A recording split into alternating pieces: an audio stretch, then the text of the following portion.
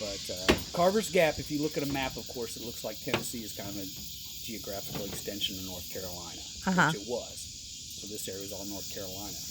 And originally, King George, in kind of deference to his Cherokee partners, declared there's supposed to be no settlement west of the Alleghenies.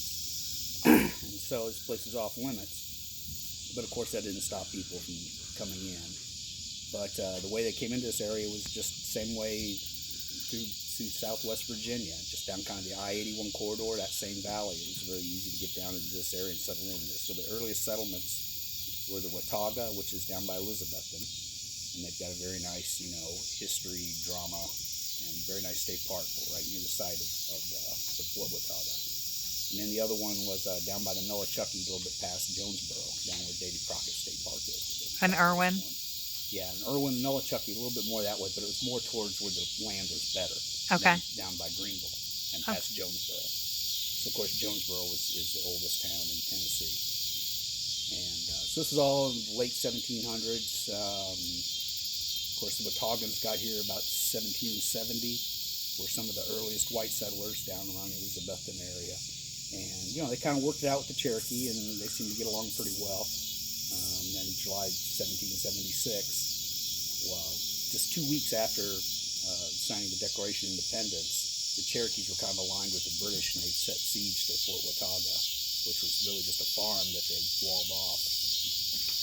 And so they were in it from the beginning. And of course, they declared their alliance with the Americans, and hence you had Washington County, Tennessee, you had Washington County, Virginia, which actually came before Washington. So it's pretty clear whose side the locals were on.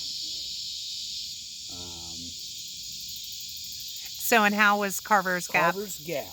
Well, after, during that period, it was still very, very difficult to get to North Carolina from this area. There were no good roads. Of course, they had the Over Mountain men who went and fought at Kings Mountain, and it was a pretty major changing point in the Revolutionary War, actually. So all those were men who came from this area, from the Watauga area, all these western settlements, and a lot of them gathered at Sycamore Shoals in Elizabethton and marched over the mountain.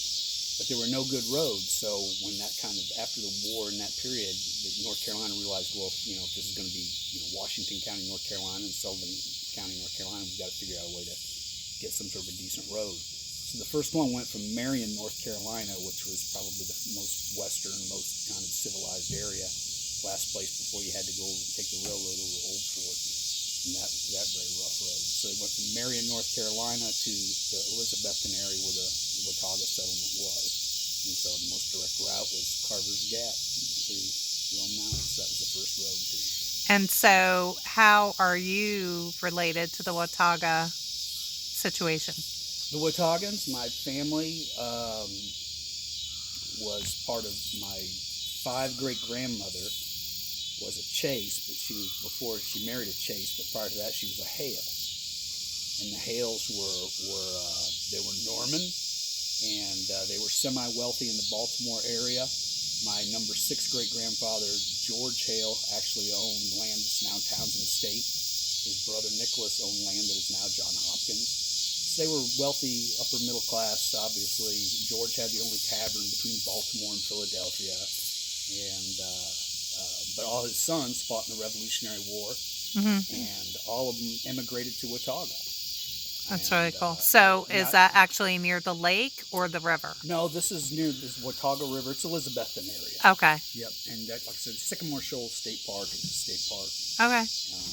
Built around the area, and they have a very nice interpretive center.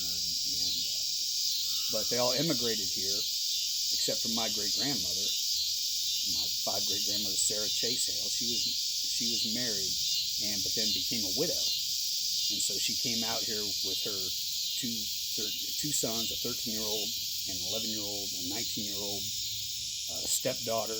Wow. And she packed up everything and came out here. This is literally the frontier in the 1790s. Wow. Got cut out of the will from her father. Her father left her 1 shilling. He spelled her name out in the will, and it was written. The will was obviously written about the time that all the rest of his kids were gone. Right. Baltimore, Watauga, you're never going to see him again.